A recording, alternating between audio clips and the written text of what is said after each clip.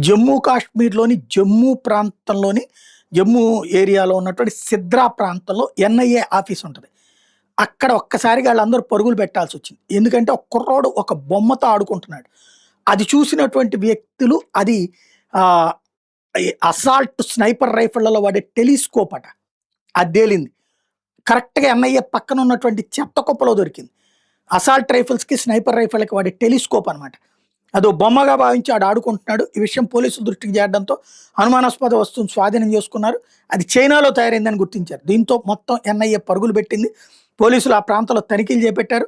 అట్లాగే జమ్మూ ప్రాంతంతో పాటు ప్రభుత్వ సైనిక కార్యాలయాల దగ్గర కూడా భద్రతను కట్టుదిట్టం చేశారు. ప్రజలు ఎలాంటి భయాందోళనలకు లోను కావద్దని సూచించారు. ఘటనకు సంబంధించి 24 ఏళ్ల వ్యక్తిని అదుపులో తీసుకున్నారు.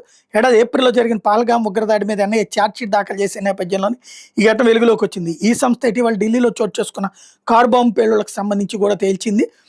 ప్రస్తుతం దర్యాప్తు చేస్తున్నటువంటి నేపథ్యంలో ఏదన్నా టార్గెట్ చేశారా అన్నటువంటి అనుమానాలు వ్యక్తం అవుతున్నాయి.